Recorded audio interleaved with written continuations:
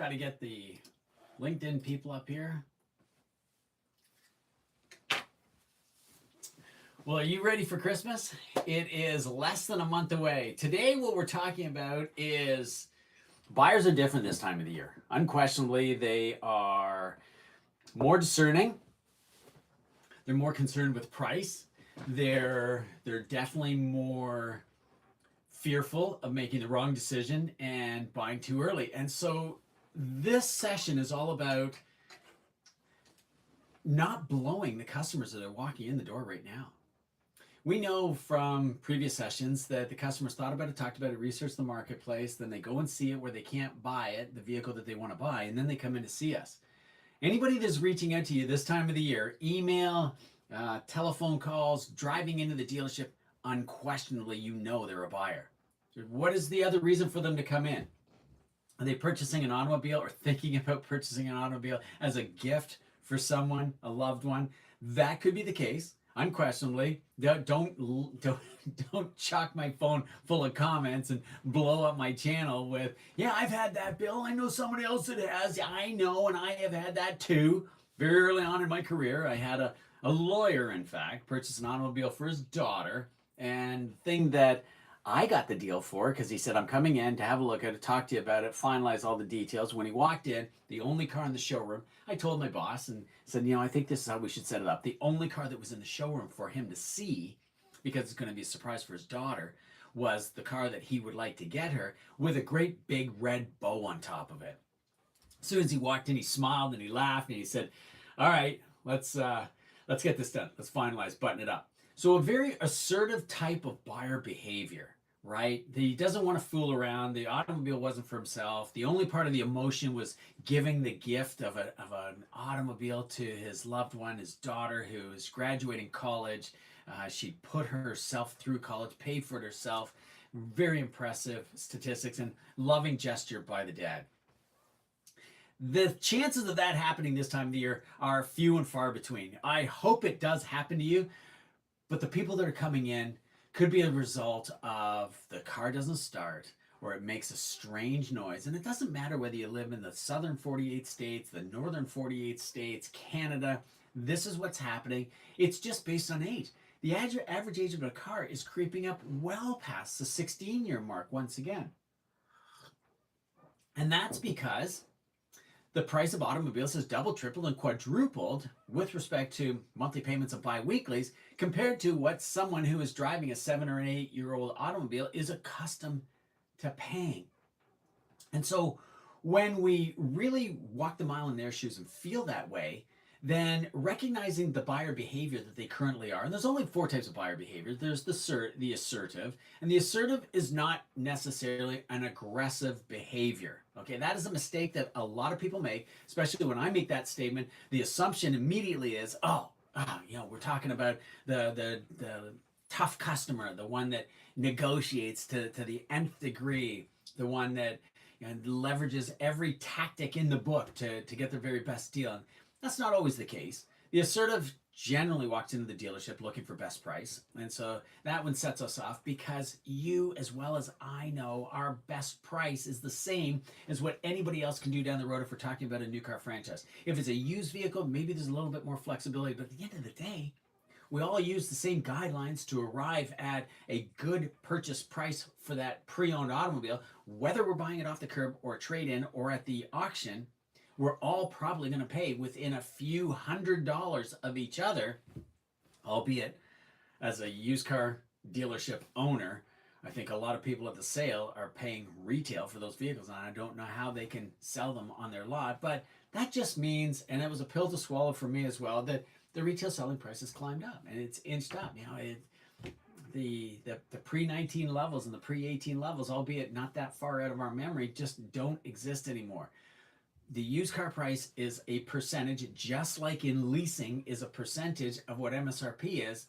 That's how we can determine where they should be. Anyhow, the purpose of determining what the buyer behavior is that when we get the assertives, we want to be fast, we want to be concise, we want to be direct, and we want to get down to the bottom line as fast as we possibly can. Because if we don't, They'll just take whatever information that we do give them, and they'll go down the road until they get someone who will give them that information. And quite frankly, I think this is how a lot of buyers are transitioning, or very, very interested in making a transition to the whole entire process, or most of the process, being done online.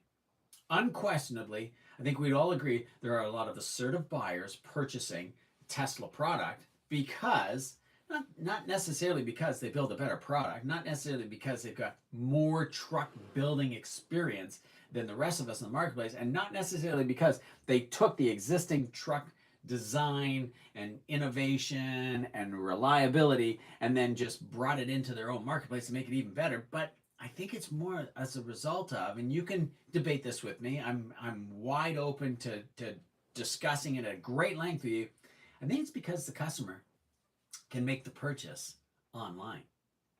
I think the customer can get a lot of the frustrating part of wasting a day, and that's their exact words. When you look up the survey that JD Powers does of consumers, and that is the automotive authority with respect to consumer feedback, the single greatest complaint is still how long it takes to buy an automobile in a showroom. So when we look at these assertives, that's their complaint. The talkatives, probably not so much so. So that's the second buyer behavior. The talkative is the one that will talk your ear off. They will tell you about every vehicle that they've ever had. And while the conversation is great, and you sitting and listening is terrific, that's exactly the behavior that you should exhibit while they're talking. The problem is they exhaust the time that they have to do so, because again, JD Powers says, this is what aggravates and frustrates consumers, the amount of time that's spent in the showroom picking a vehicle up. And that includes the shopping, the negotiating, the driving, and the delivery. We need to make sure that we're conscious of how much time that they are spending in the showroom, because as that time goes by, their excitement meter is like a thermometer. It tends to drop down into the bowl, the mercury gives up, and it gets cold, and consequently, they lose interest. That forces them into a confused state of mind. It's like, how do I tell this salesperson that I really want to buy it and I'd like to own it right now, and I'd love to have it before the weekend because the snowy weather is on the way, and we're getting snow where I am. I don't know about where you are. So if you're in the northern 48, anywhere close to Detroit and Toronto, we've got a pretty snowy forecast for the next couple of days, which is the beginning of winter. We shouldn't be surprised about that, which would be fantastic for Christmas, to have a nice white Christmas. According to the weatherman, that is the forecast, which is great. But with the talkative, we really want to make sure that we keep them on track.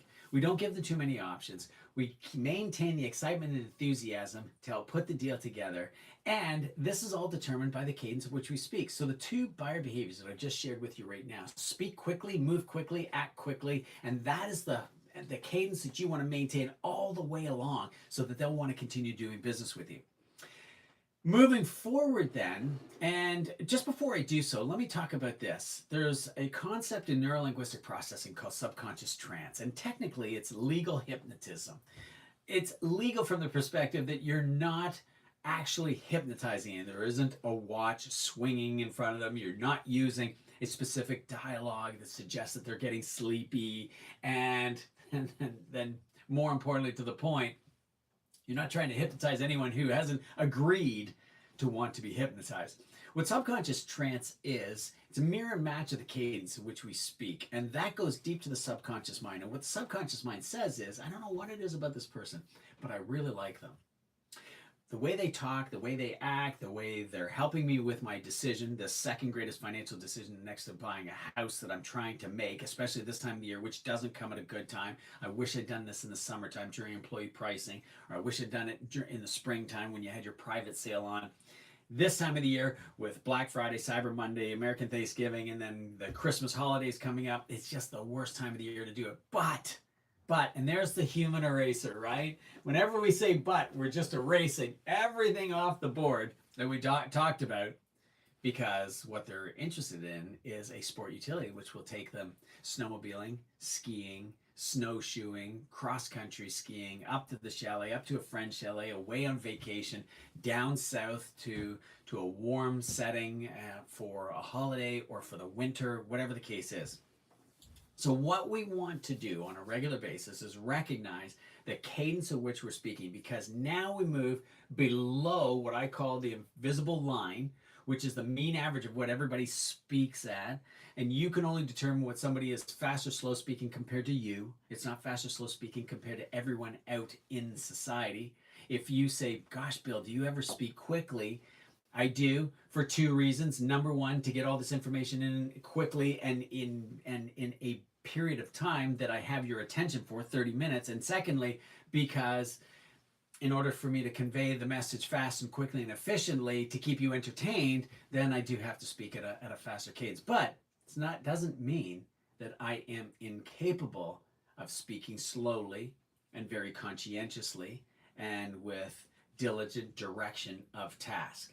That's what I would do with my team. That's what I would do in a live classroom setting other than this virtual scenario. So when we go below the mean average of what everybody else speaks at compared to you, and someone speaks slowly, you have another behavior known as a listener type behavior. So we've covered off the assertive. They come in boisterous. The talkative, they're smiling and asking lots of questions and telling you stories. And now we have the listener. We can, as salespeople, make a gross mistake of underestimating or overestimating, I should say instead. We overestimate their interest in what we have to say for politeness. They may just be polite, and you're speaking and talking, especially if you're fast speaking or a serve type of behavior, and they're a listener, we can misinterpret their politeness for being interested. So now you're just talking to yourself, and what we need to do is get those listeners opening up and speaking. When they do so, you can determine whether they're fast or slow speaking, and you can determine whether they are fact-finding and very factual information, or they are concerned and safety-oriented and very interested in campaigns and warranties and any recalls and campaigns that the vehicle or the manufacturer has ever been involved in, and what we are doing as a brand to ensure that that never happens again, and if it does, that they would be fixed and they would be covered. That tells you unquestionably you have an assertive. You have a listener. The reason why I've got the Freudian slip on assertive is that I'm thinking of the assertive buyer. If you're an assertive salesperson, if you're direct and to the point and like to get it done, and you're dealing with a listener, the relationship is not going to go really well. And I really hope you get the title of starting all of this off with, buyers this time of the year are different. Don't foul it up. I could use so many more adjectives to really emphasize and dramatize that, driving it home. But this is where we foul it up. Whether you know what kind of a behavior, selling behavior you are, and of course in our manifesto of 3 phases and 9 steps, I have an exercise that you can fill out, which will perfectly determine your selling behavior at work, which, keep in mind, is not your personality. And I don't want anybody to get upset or concerned or misled by that. I don't do personality assessments. Nobody can. Your personality is part of your DNA. And if anyone were ever to say to you, look, I got this assessment and I can tell you what personality you are, that is incorrect. And here's the worst part about it. Personalities are very difficult to change. Your behavior is extremely easy to change. We can have a bad behavior. We can have a good behavior.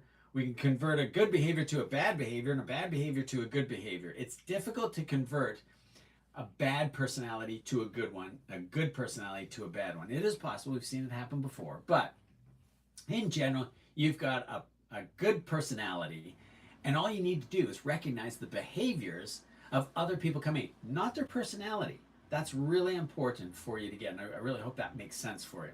So once we determine, based on the cadence at which they speak, and here's the next point, the enthusiast sits right below the assertive.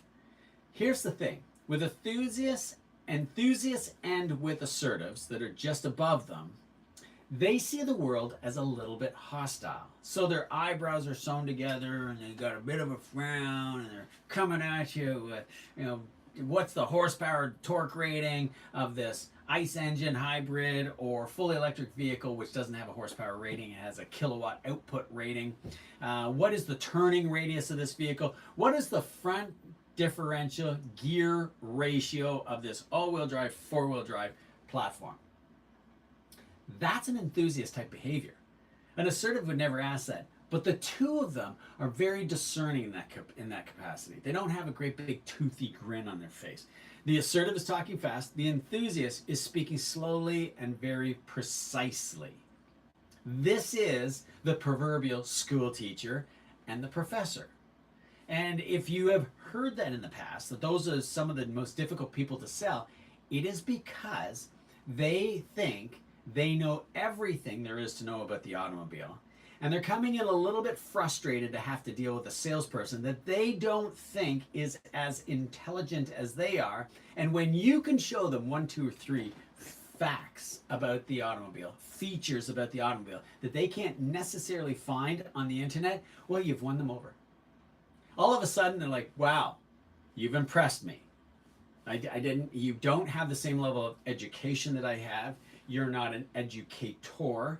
You're not a speaker, but I can see, based on the level of passion, enthusiasm, excitement, and the fact that you've pointed something out that I did not know about the automobile, I'm really quite impressed by that. So now you've sold that enthusiast. The very same thing can go for the assertive. You can win them over by sharing with them something that they may not have found out about on the internet. And quite frankly, a lot of the material in your delivery process coming out of the owner's manual will fuel that content circle of what you can share with people when you're talking about that. So the listener and the enthusiast sit below the assertive and the talkative, meaning they act slower, they walk slower, they talk slower, and they're very diligent in their planning, and they're very cautious in their automobile buying. The talkative and the assertive are the risk takers. They're the fast talkers. They're trying to get as much done in the shortest period of time possible. They're the individuals that believe that they can multitask, and they're trying to get your best price plus 2 or 3 or 4 or 5 other best prices done today so that they can take delivery of the vehicle tomorrow or by the weekend, and worst case scenario by the end of the month. Maybe they're trying to qualify, as you've shared with them. The program is ending at the end of this month and they need to fit it in. Whatever behavior that you have, if you don't recognize these traits and then modify your behavior, you're not going to sell them. You're going to struggle miserably.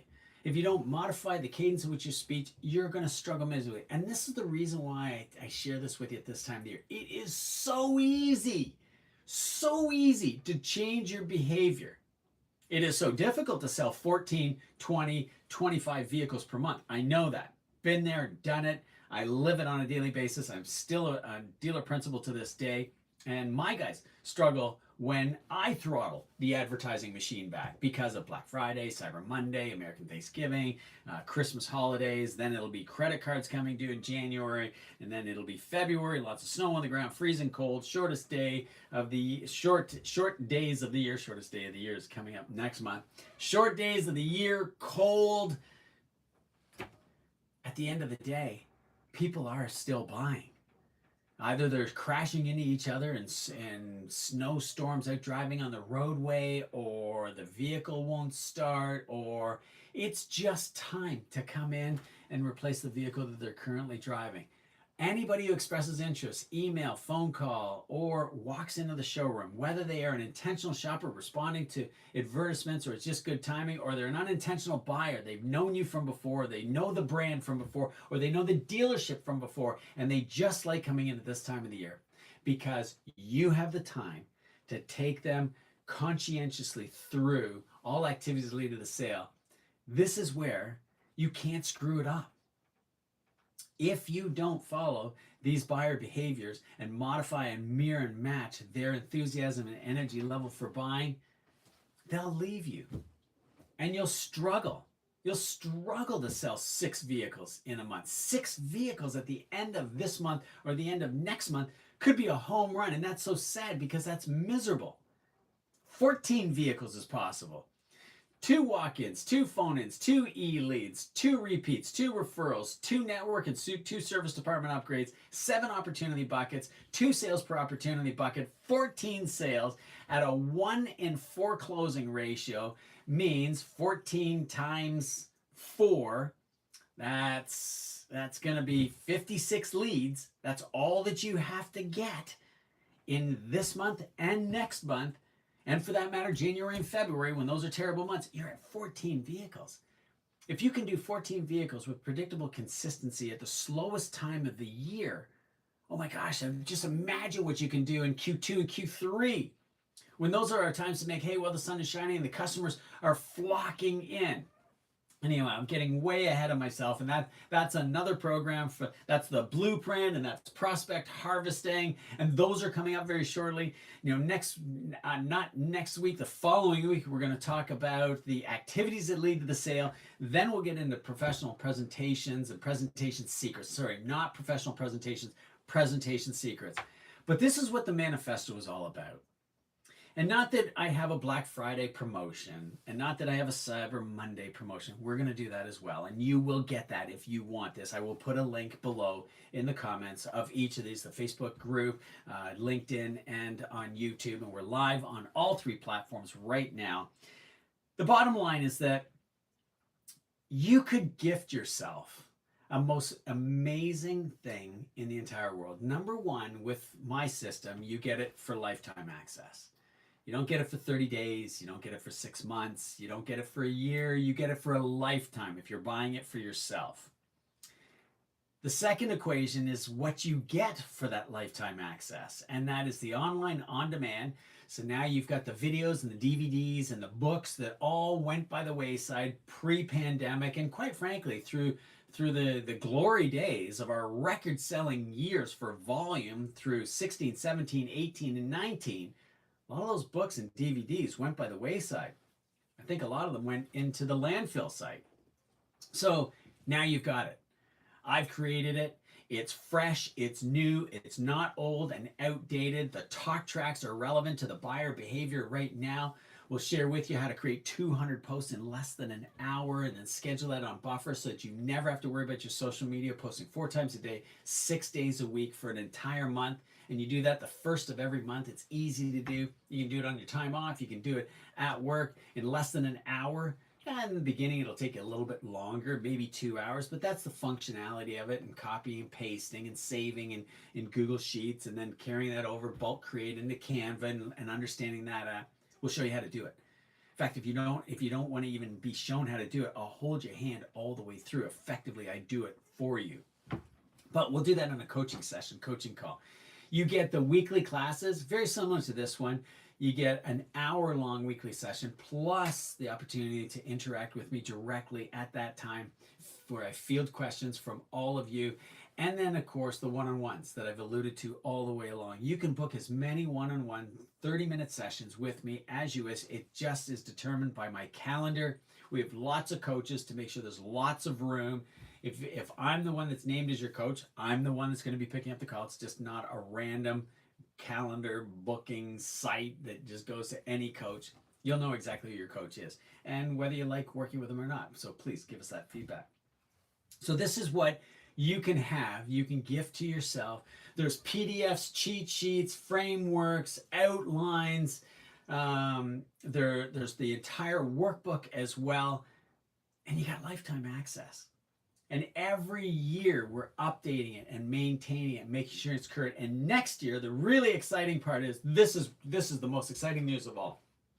We finally have integrated artificial intelligence as the practice sessions. You know, when we look at the greats that play sports, the Wayne Gretzky's, the Tom Brady's, the Tiger Woods of the world, they learn to swing the club, pass the puck, throw the ball at single-digit age figures. That's how long ago they did that. And then they spent the rest of their career, some of them 10 years, some 20 years, some of them 30 years in the career. Tom Brady, Tiger Woods, and an absolute lifetime in their career practicing fundamentals, practicing. Now, in our world, we call it role play. I've come up with a practice session whereby, and you've maybe heard or seen or read something along the lines where I said, role play with friends and family, and that's a great way to do it. But at some point, the friends and family run out. They've had enough of coming in and going through your practice sessions, and they just don't take you up on it. And the last thing that you want to do is practice on a customer. That's the worst case scenario. The best case scenario is that your friends and family come in. I think second worst case scenario is role playing with your peers, because what I find in a live scenario, especially when I have role play, and I build role play into every single one of my live sessions, you tend to throw your colleagues under the bus. You tend to role play the most difficult of scenarios, because as either the salesperson or the customer, you're really trying to figure out how to get over this objection.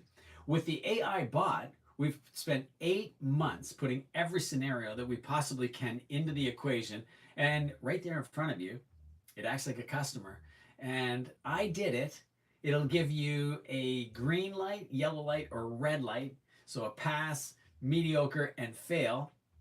I did it myself. I experimented with it. The first time I did it, I didn't really practice or didn't think anything through, and I got a yellow light. So I didn't even get a green light on my own system. The second time I did it textbook perfect, exactly the way we would want to treat it. And I got a red light because I didn't recognize and I didn't acknowledge the fact that the bot asked me several times, what is our best price? And I didn't acknowledge it. I did what average, ordinary automobile sales training did 40 years ago and ignored it. And then I went back and I did it again. I got a green light, a glowing green light when I did it the current way that we teach, leveraging our tactics and our talk tracks exactly perfectly. So the time that I failed the session was that I thought I was giving the bot exactly what it wanted to receive. And that's where, when you come into these training sessions, you act like a perfect participant. Perfect participants don't sell cars well, don't make 6 figures, don't sell 14 cars a month. Your high achiever does it the way we're talking about. It's not about perfectly orchestrated talk tracks. It's about being thrown into the moment, being able to handle whatever step that we're currently in, and then guiding and coaching the client through the decision that they want to make. Anyhow, I'm a little off track. I'm really excited about it. I hope you are as well. If you want to know more about that, reach out to me. Happy to share all those details with you, especially what the cost is. We've got a Black Friday, Cyber Monday deal on right now this week. I'll put a link in the comments below. Do yourself a favor for 2026. Regardless of where you are in your career, regardless of how much money you have or what you don't have, give some thought to, whether you do it with me or anybody else, investing in yourself. Really make 2026 different. And not only 2026, but by investing in yourself and then applying the techniques and the tactics that work to form the perfect strategy, you're investing in yourself for the next decade. Regardless of how old you are, where you are, what brand you represent, these are the skills that you can take forward and really create a fantastic life, retirement, education fund for your children if you have children, and it's all about predictable consistency, reaching your maximum potential. I'm not talking about teaching you to sell 20 cars in 1 month. I'm talking about 20 cars with predictable consistency, just like Dalton is. Just like Rebecca. Rebecca is selling a vehicle a day. Selling and delivering a vehicle a day. That wasn't easy. That didn't come overnight. She's been a member of the session for 3 years. This has always been her goal, and she's there. In these months of this economy, now the trade war that's going on between the two countries and this ridiculous tariffs that are happening. Now, whether you share my viewpoint or not on that political end of the spectrum, we are not going to debate it. 3 things I won't talk about with you: sex, religion, and politics. So the bottom line is, she's crushing it in this marketplace because she's got a plan. And she's following that plan. It's orchestrated. She came into the session, she invested in herself, and she really wanted it. Just like Jen. Jen has moved dealerships, and she really wrestled with it. And she called me personally and said, what do I do? This is what I'm thinking. I can't grow anymore. I'm stagnant where I am. I could live out a 20-year existence here and have a great life, but I want more. And so she made the step. I helped her with the transition. She's disappointed as can be.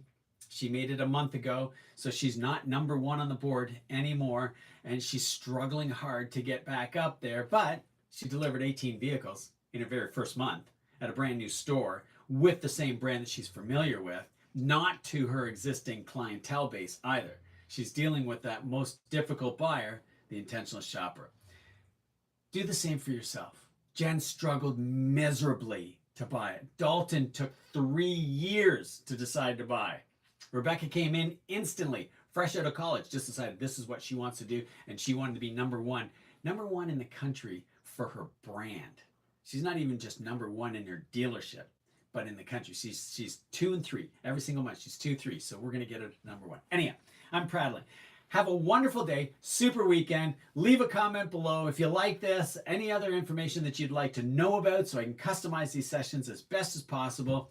If you haven't done your shopping for Christmas, get on it now. I just ordered something from Amazon yesterday for my spouse. I'm all excited about it. I love Christmas, love the excitement of Christmas. My name is Bill Harvey with the Auto Dealership Academy here on YouTube and on LinkedIn, the Auto Sales Academy and the Private Members Facebook group. Any one of you on LinkedIn and on YouTube want to join the Auto Sales Academy Private Members Facebook group, you're welcome to do so. If you become a part of the member of the Auto Dealership Academy, if you become an exclusive member of that, then we do have a private members Facebook group there that you must be a client of the Auto Dealership Academy to be able to get in that one. There I share even more techniques, tactics. There's a mastermind in there, as well as worksheets and cheat sheets and PDFs and downloads, all to make your life easier. That's the reason why we call it biology. We use math to close deals. We don't use hocus pocus, ridiculous talk tracks, silly closing lines. We don't do any of that stuff. It's all about math and science because customers appreciate that, especially in this day and age of honesty, openness, and transparency. Just makes sense. Coming from a car dealer to car salespeople and to managers and other car dealers that are following this, you're getting what works today in today's day and age. Anyhow, have a great day, super weekend. I look forward to seeing all of you again in December now. I can't believe I'm saying that. December 11th will be our next session. There will be a recorded session next week, so watch for that in your social media as well as in your emails. And if I don't see you before then, have a fantastic selling week, a terrific close to the month, and open December with a bang. Talk to you again real soon. Bye-bye for now.